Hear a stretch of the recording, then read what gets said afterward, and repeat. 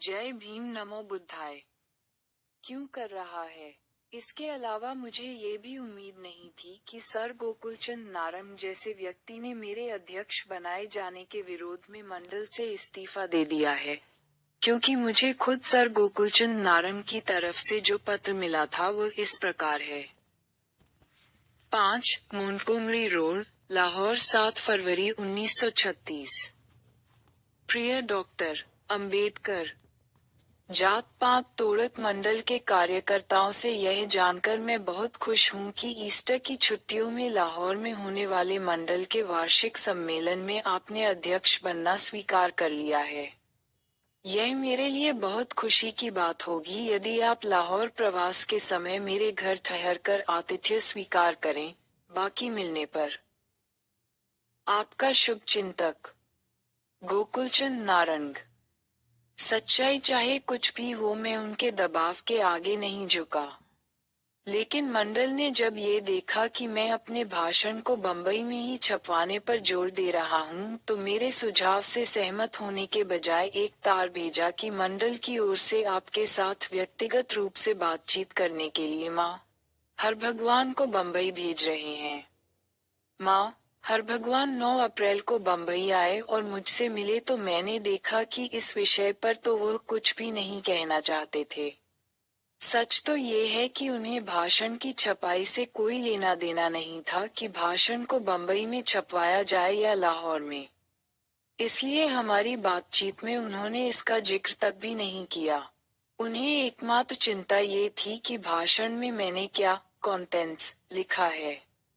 दरअसल वह तो भाषण में व्यक्त विचारों को जानना चाहते थे। तब मुझे पक्का विश्वास हो गया कि भाषण को लाहौर में छपवाने का मंडल का मुख्य उद्देश्य रूपा बचाना नहीं था, बल्कि भाषण में लिखी बातों की जानकारी हासिल करना था। मैंने उन्हें भाषण की एक कॉपी दे दी। भाषण के कुछ अंशों को पढ़कर वह खुश नहीं लगे। इसके बाद वह लाहौर वापस चले गए। लाहौर से उन्होंने मुझे निम्न पत्र भेजा। प्रिय डॉक्टर साहब, लाहौर, 14 अप्रैल 1936।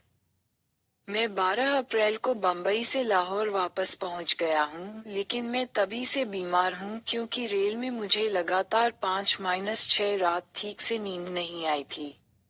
यहाँ आकर मुझे मालूम हुआ कि आप अमृतसर आए थे। यदि मैं स्वस्थ होता तो मैं वहाँ जरूर आपसे मिलता। मैंने आपका भाषण अनुवाद करने के लिए माँ संतराम जी को दे दिया है और उन्होंने इसे बहुत पसंद किया है। लेकिन उनको इस बात की आशा नहीं है कि 25 तारीख से पहले छपने के लिए इसका अनुवाद कर सकेंगे। हर हाल में इसका खूब प्रचार किया जाएगा। भाषण की बहुत प्रशंसा होगी और हमें यह विश्वास है कि यह हिंदुओं को उनकी घोर निद्रा स्लंब से जगाने का काम करेगा। बंबई में मुलाकात के समय आपके भाषण के जिस भाग की ओर मैंने आपका ध्यान दिलाया था, उसको हमारे मित्रों में से कुछ ने पढ़कर चिंता प्रकट की है और थोड़ी शंका मिसगिविंग भी हो रही है। हम में से वे लोग ये चाहते हैं कि यह सम्मेलन बिना किसी विवाद व किसी अप्रिय घटना के संपन्न हो जाए।